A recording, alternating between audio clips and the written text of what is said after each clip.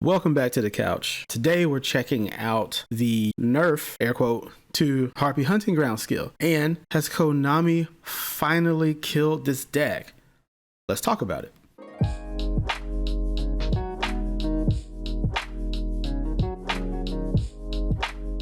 So Konami have released the latest edition of changes to skills that will take place early 2022. The biggest change this time around is the long-awaited hit to Harpie Hunting Ground that puts a copy on the board at the start of the game for free. Now, it might seem obvious to just put the field spell on the board before it can do damage, but that misses a point of consistency. A wasted resource on a card materialized from a skill and your opponent going first and using that field spell to its advantage still, right? Just run into a discard trap and Harpie Oracle, and you see what I mean.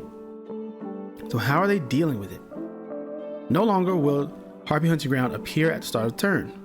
You have to activate the skill by sending a card back to the deck, similar to Gaia, and that you must start the duel with a Harpie Hunting Ground in the deck to use this skill, and you have to use the skill at the beginning of the main phase.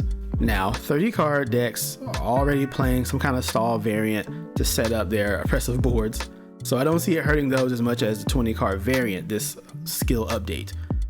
Just take a look at these results on ending board states that we've done on the duellinks meta website. All right, and here's the deck that we're using. Again, it's just a 20 card variant. Doesn't mean it's the strongest or the best version, but it does cram in as much Harpie and tech cards as possible to work with this new skill, and we're going to test it out and see exactly what kinds of hands we get. All right, so here's the first pass that we're going to take at this Harpie variant that we're doing, right? So we're going to go ahead and play the replay, 1 of 4. So we have to send something back, so we're going to send back our Feather Rest, and that's going to automatically play the Harpie Hunting Ground from the deck. We're going to do the Channeler, send a Perfumer, grab another Perfumer, grab the Feather Rest. We're going to send all of that away because it'll be popped by then.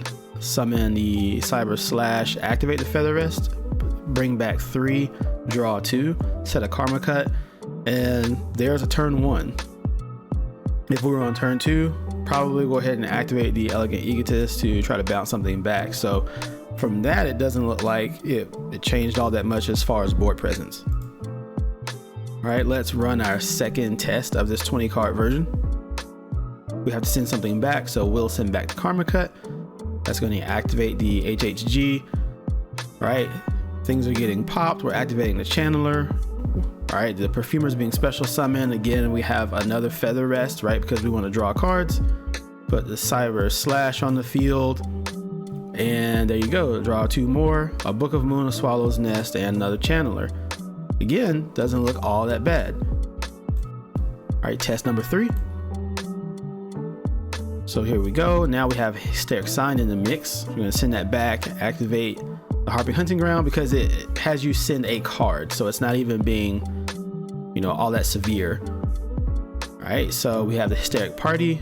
Now this time we're just going to go ahead and get everything set up again. And there we go. And now we have a play from the graveyard to bring back the Perfumer for another special summon. And then we have the Harpie Lady for a boost. And then of course the Cyber Slash Harpie Lady to activate its effect from the Hysteric Party. And our 4th test. Now we have the Oracle. So now we don't even have to do anything, right? Because it's just in our hand to start. Now, here we go again with the same play. Bring out the Oracle, and then bring back the Harpie Hunting Ground in the end phase because we activated the Oracle's skill when we summoned it. So just in those 4 alone, there were still plays to be made by the deck. In no way did it brick. In no way did it necessarily feel slowed down. I guess if we're talking about like back row setup, then sure, I believe that is affected somewhat. But the deck isn't going anywhere, just from those 4 alone. Now there, of course, plenty more tests can be done. Other skills will most likely be looked into, but the actual skill itself, Harpie Hunting Ground, is not that much of a nerf to where the deck will just completely fall off tournament play or even ladder play for that matter. As we can see, you can still set up the main combo, which is the Cyber/Harpie into Harpie's Feather Rest to build up the hand and get board presence and set up back row. So again, I'm not sure if the 20 card variant will be the strongest any longer, but it does feel nice to have one less card in the hand for the follow-up going against that deck. Now, I have to mention that it does save the field spell now from being popped freely by decks like Gaia, so hopefully they'll go back and make such changes to other field spell skills like Neospace. Overall, I think it's a slight hit to the deck, one that can be overcome as Harpie is a strong deck within itself without a specific skill having to boost it.